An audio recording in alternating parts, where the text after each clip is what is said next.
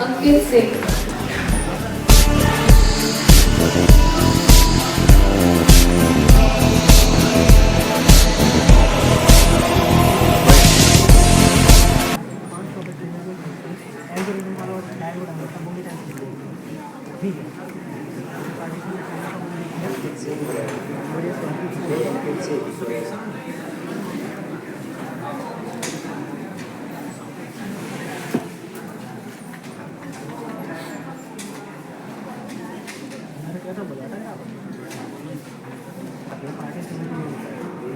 नमस्कार, वंदे मातरम। कटियावाली महाराज जी की तपोभूमि मुरैना से आप सभी के समक्ष मैं अंकित सिंह गुर्जर आज विकसित भारत और एक राष्ट्र एक चुनाव के विचार को लेकर आप सभी के समक्ष उपस्थित हूँ।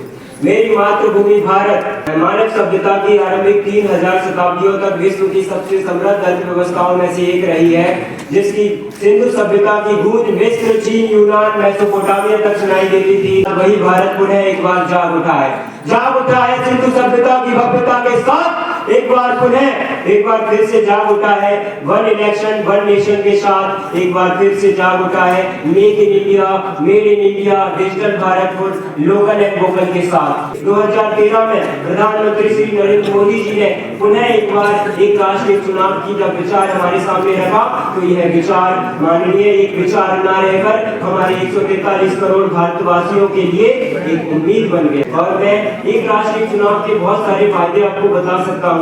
जैसे पहला फायदा, हमारी अर्थव्यवस्था को सुदृढ़ किया जा सकता है। पहला लोकसभा चुनाव जब हमारे देश में पहली बार हुआ तो हमारे लोकसभा चुनाव में 10 करोड़ रुपए का खर्चा आया, लेकिन जब दूसरी बार जब हम अभी हाल ही के लोकसभा चुनावों के परिणाम बताऊं, 2014 और 2019 के लोकसभा चुनावों के परिणामों में लगभग ये राशि 6000 करोड़ से भी ऊपर बढ़ चुकी है। जो राशि हमारी गरीबी उन्मूलन, शिक्षा, स्वास्थ्य, पर्यावरण, तकनीकी पर खर्च होनी चाहिए, वो चुनाव में बेफिजूल खर्च हो जाती है। और भारतीय चुनाव आयोग द्वारा इस पर कई बार प्रतिबंध लगाने के बावजूद भी राजनीतिक दल तमाम तरीके से अनावश्यक रूप से पैसों को खर्च करते हैं। अंत में चंद पंक्तियों के साथ अपनी वाणी को विराम देना चाहूंगा कि नव भारत का सूर्य उदित है, नव संकल्प नव नवाचार चाहिए। नव भारत का सूर्य उदित है, नव संकल्प नव नवाचार चाहिए और भारत को पर्वत का स्वाभिमान चाहिए। और इस युवा भारत का संकल्प यही है कि हमें एक देश एक चुनाव का विधान चाहिए, एक देश एक चुनाव का विधान चाहिए। नमस्कार, वंदे मातरम, जय हिंद साथियों।